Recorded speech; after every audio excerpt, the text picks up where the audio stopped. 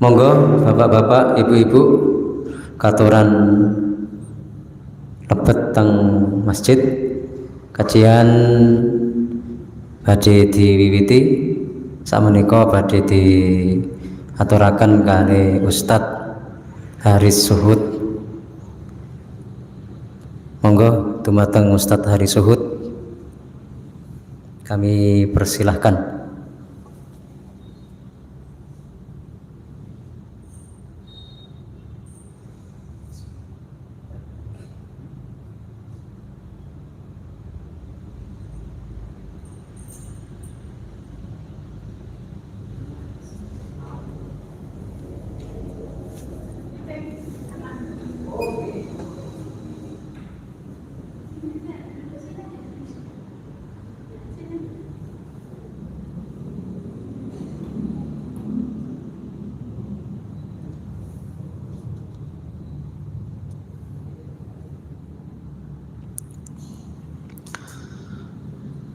Bismillahirrahmanirrahim. Assalamualaikum warahmatullahi wabarakatuh. Innal hamdalillah nahmaduhu wa nasta'inuhu wa nastaghfiruh wa na'udzu billahi min sururi anfusina wa min sayyiati a'malina. Man yahdihillahu fala mudilla lah wa man yudlilhu fala hadiya lah. Asyhadu an la ilaha illallah wahdahu la syarika lah wa asyhadu anna Muhammadan abduhu wa rasuluh.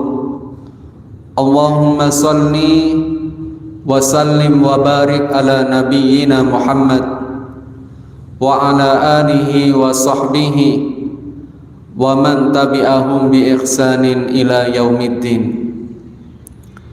Subhanaka la ilma lana illa ma 'allamtana innaka antal alimul hakim. Allahumma inna nas'aluka ilman nafi'an wa rizqan thayyiban wa amalan mutaqabbalan.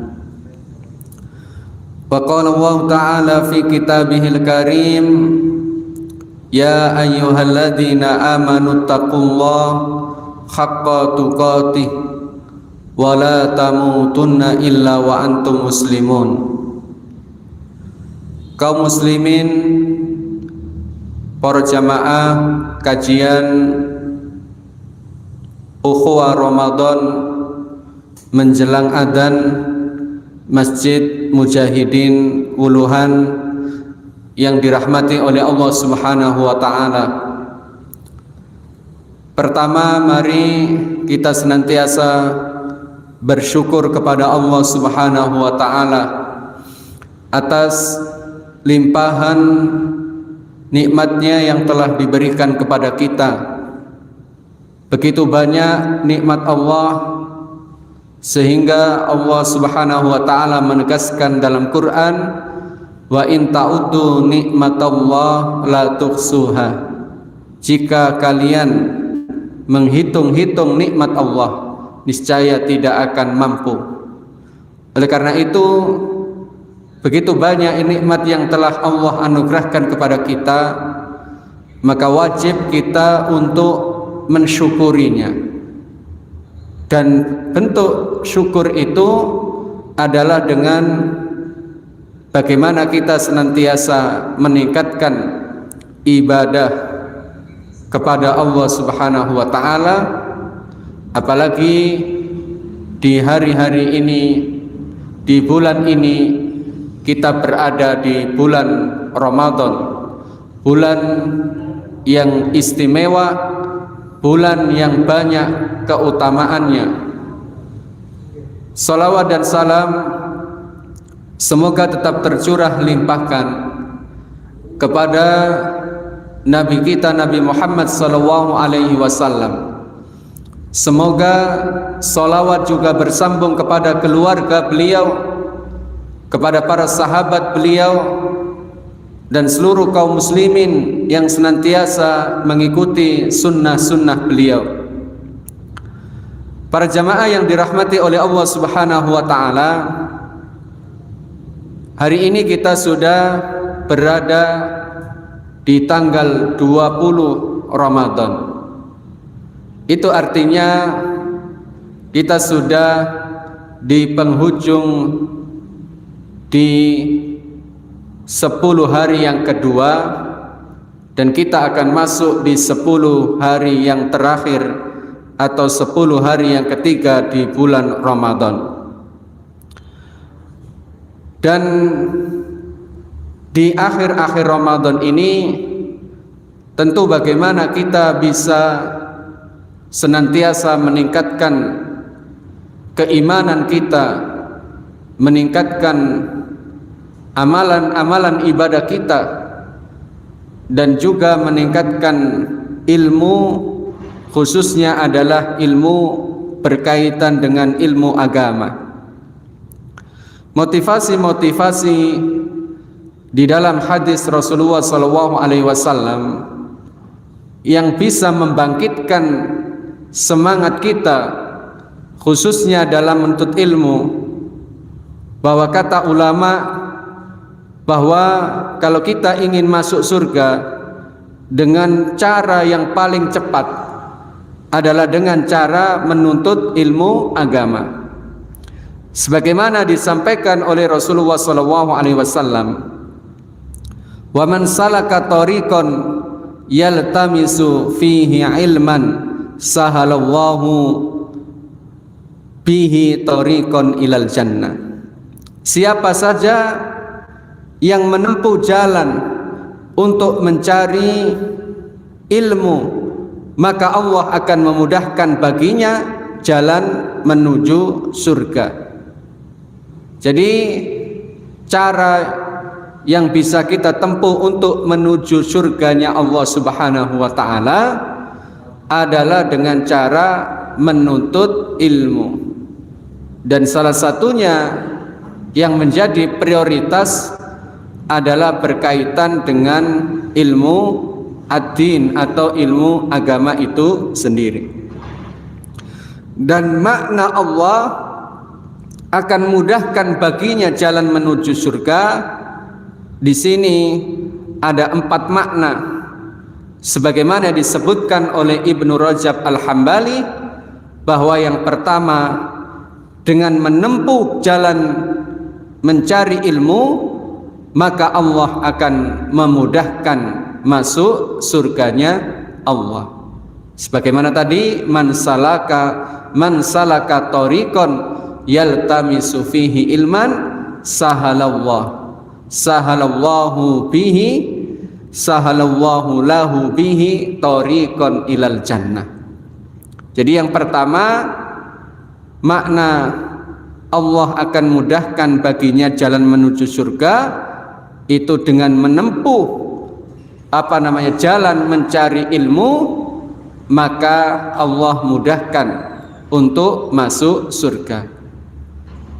Kaum muslimin, dari awal bulan Ramadan, di setiap hari atau setiap sore hari, panjenengan seluruh jamaah diniati dari rumah untuk menuntut ilmu.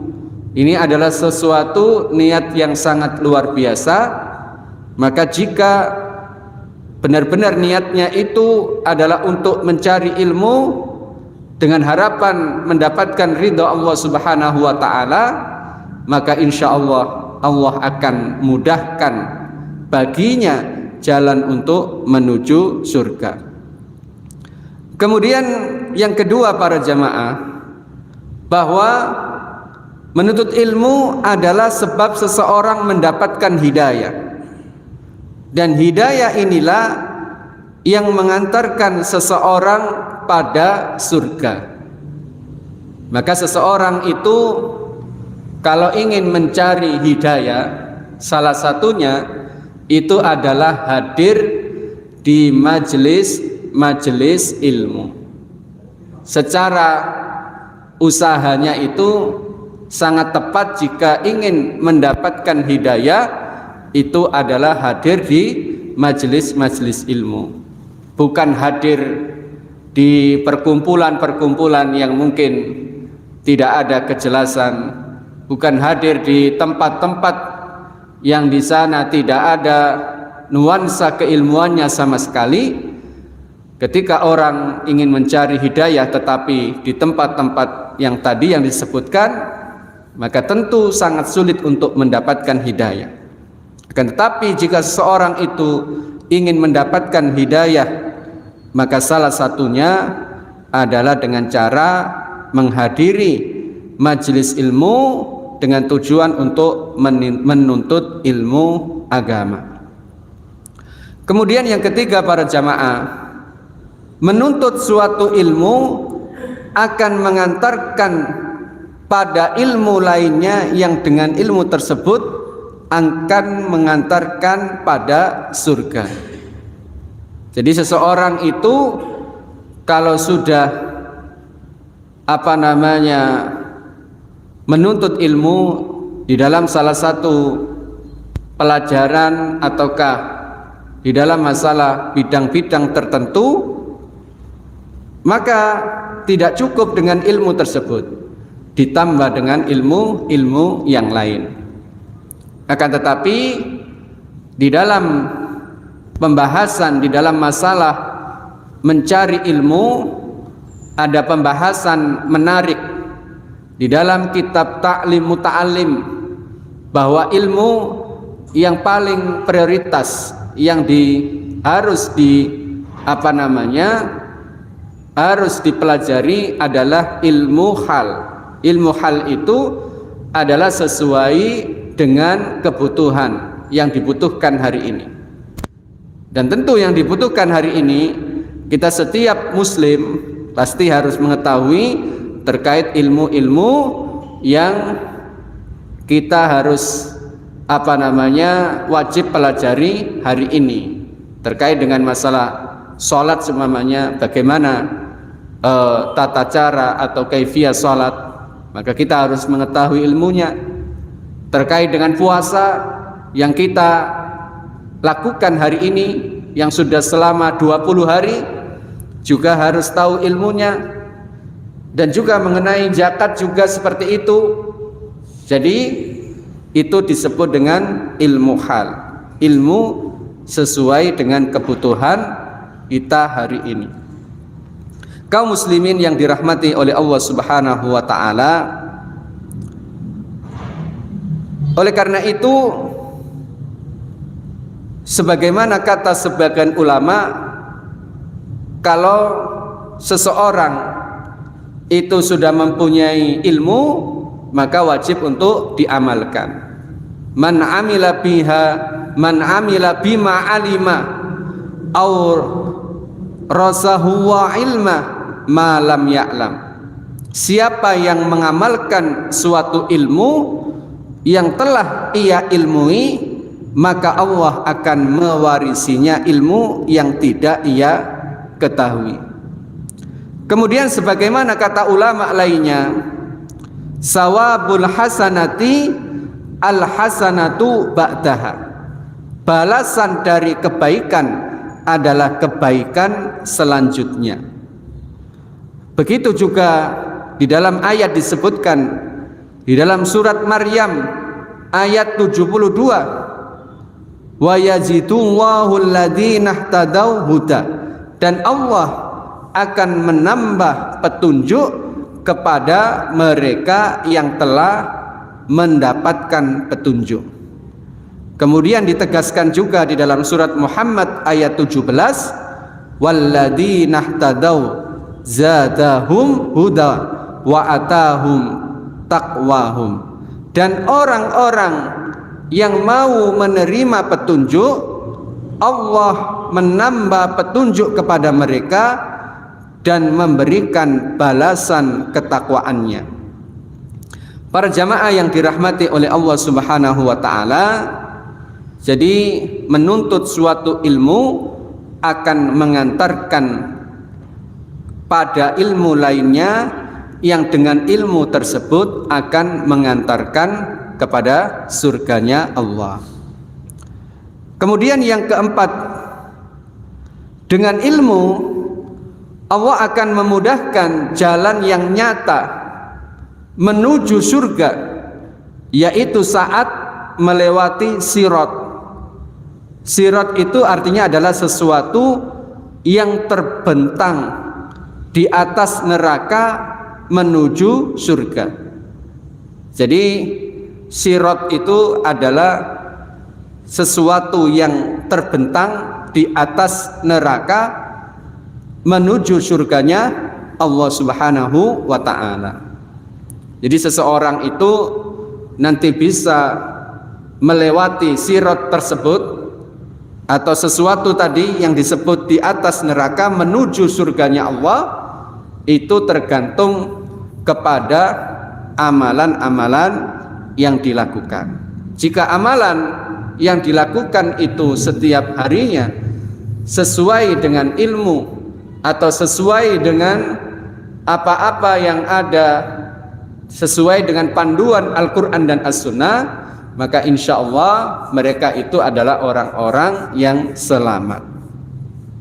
Kaum muslimin yang dirahmati oleh Allah Subhanahu wa ta'ala, maka di bulan Ramadan, khususnya di akhir-akhir bulan Ramadan ini, bagaimana kita mengilmui ilmu-ilmu terkait dengan ibadah-ibadah di bulan Ramadan, sehingga di bulan Ramadan tahun ini ibadah kita bisa lebih meningkat, dan bagaimana kita bisa mendapatkan malam kemuliaan, yaitu malam Lailatul Qadar.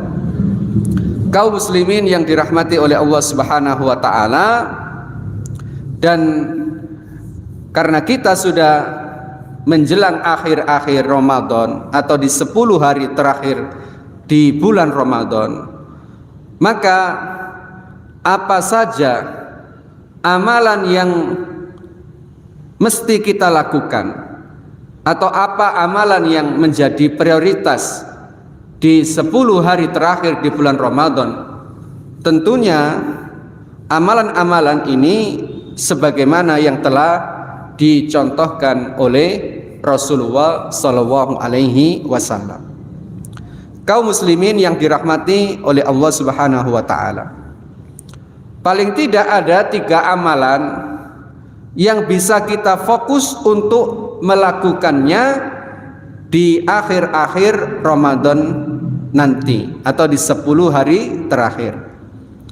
Yang pertama, para jamaah yang dirahmati oleh Allah, adalah lebih serius lagi dalam ibadah di akhir Ramadan. Sebagaimana kita melihat keseriusan Rasulullah sallallahu alaihi wasallam, karena Rasulullah sallallahu alaihi wasallam yastahidu fil asril awakhir ma la yastahidu fi ghairihi. Rasulullah sallallahu alaihi wasallam sangat bersungguh-sungguh pada 10 hari terakhir pada bulan Ramadan, melebihi kesungguhan beliau di waktu yang lain. Jadi Rasulullah niku kalau sudah mau masuk ke 10 terakhir di bulan Ramadan itu lebih serius, lebih bersungguh-sungguh. Jadi kalau kita lihat hari ini bagaimana kondisi kaum muslimin, kadang di awal-awal itu semangat, di pertengahan sudah mulai nopo clear sudah mulai menurun semangatnya nggih. Kalau terakhir malah blas gitu nggih, mboten enten amalan. Padahal para ulama dahulu niku mengibaratkan jika sudah di akhir bulan Ramadan itu ibaratnya kalau ikut lomba pacuan kuda. Pacuan kuda niku kalau sudah mau hampir finish nggih, niku dikerahkan seluruh tenaganya agar nopo? Agar bisa memenangkan pertandingan itu. Dan diibaratkan seperti itu, di 10 hari terakhir niki kita maksimalkan sekuat tenaga sehingga nanti bisa mencapai finish. Maka Rasulullah SAW menilai bahwa amalan itu tergantung pada akhirnya. Innamal a'malu bil khawatim. Sesungguhnya amalan itu tergantung pada akhir, bukan awal tapi pada akhirnya, pada endingnya, utawi finishnya. Jadi ini adalah menjadi motivasi bagaimana Rasulullah SAW niku lebih serius, lebih bersungguh-sungguh jika sudah masuk di 10 hari terakhir.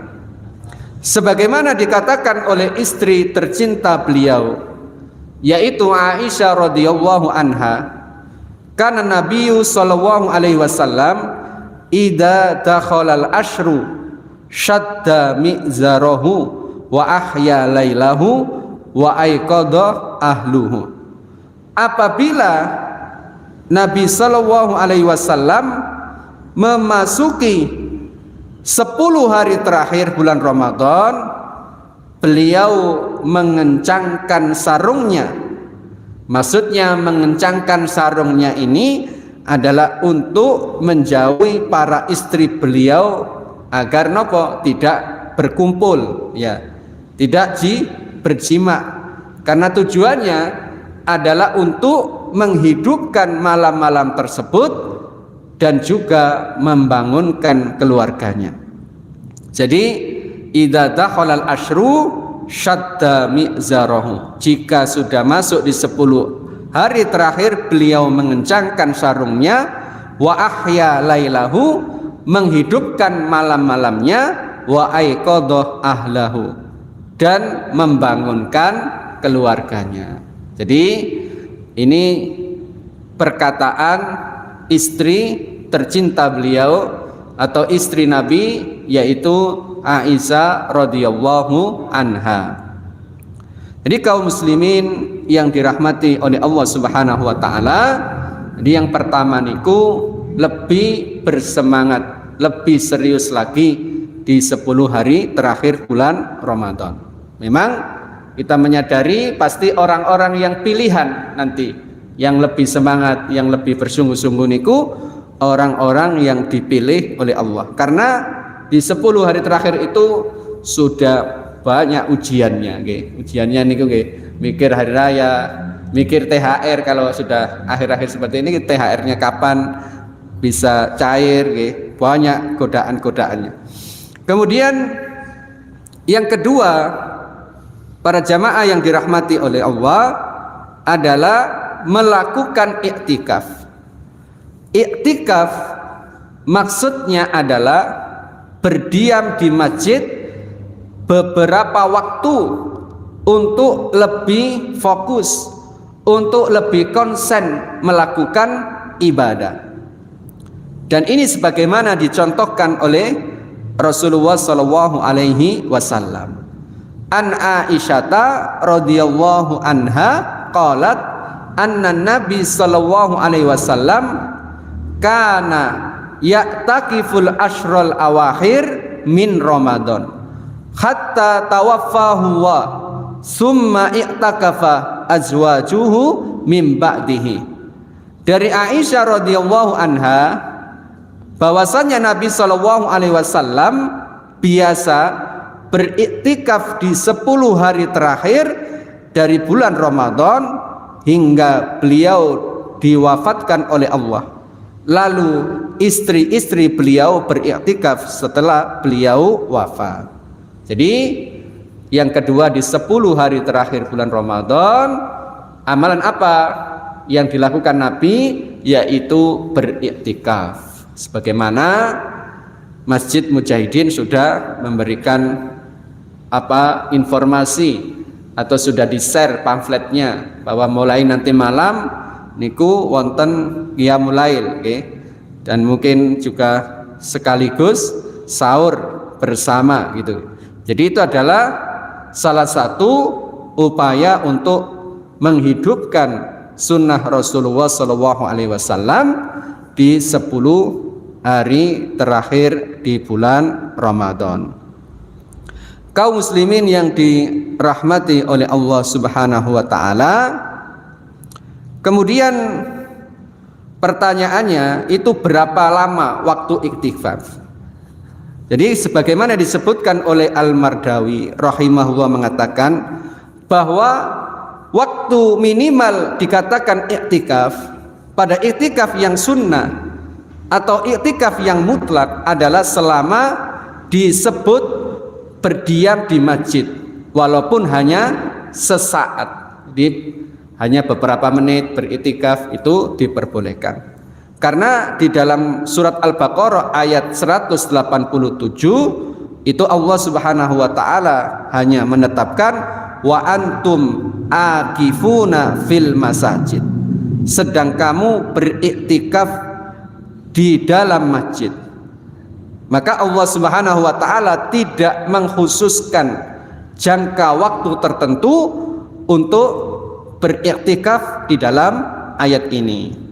Berarti beriktikaf itu boleh di siang hari atau di malam hari dan dibolehkan hanya sesaat saja. Akan tapi jika sudah disiapkan waktunya, nggih monggo beriktikaf penuh di masjid.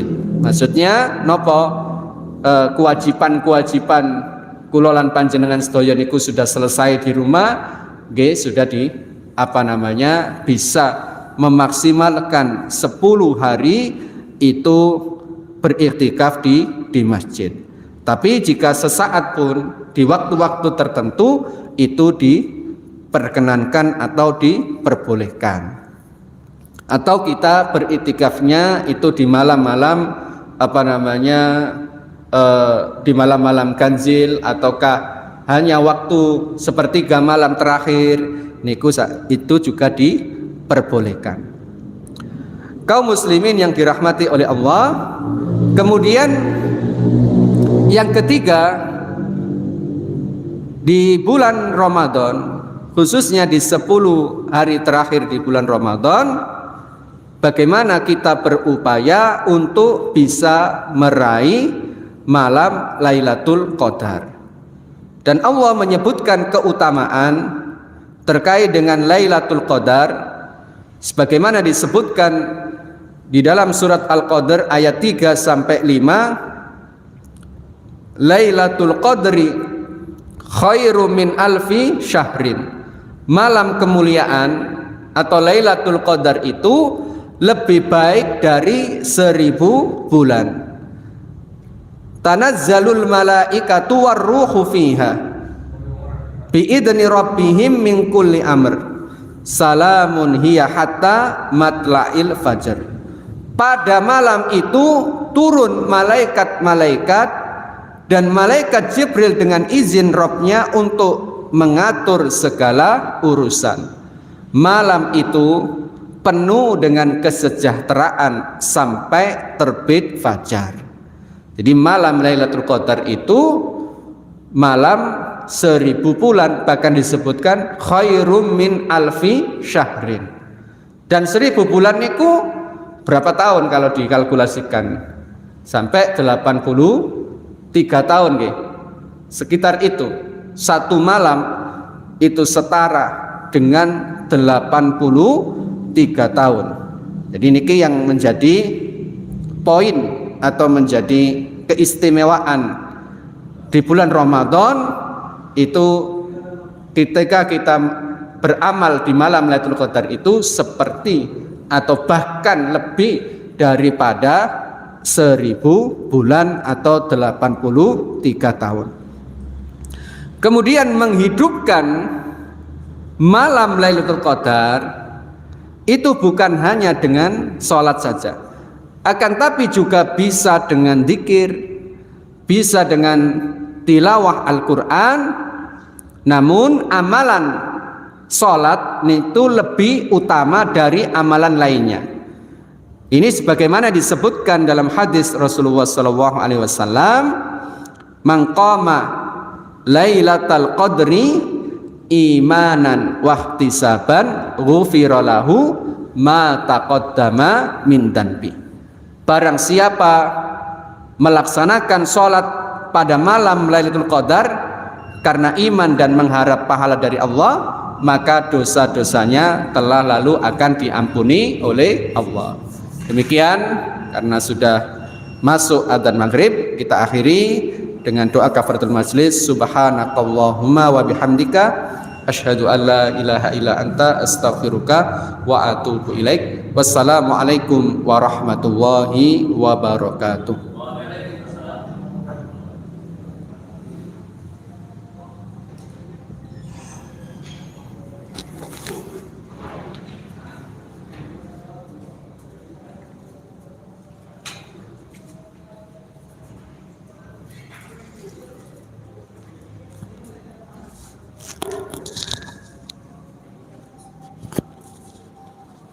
Allahu Akbar.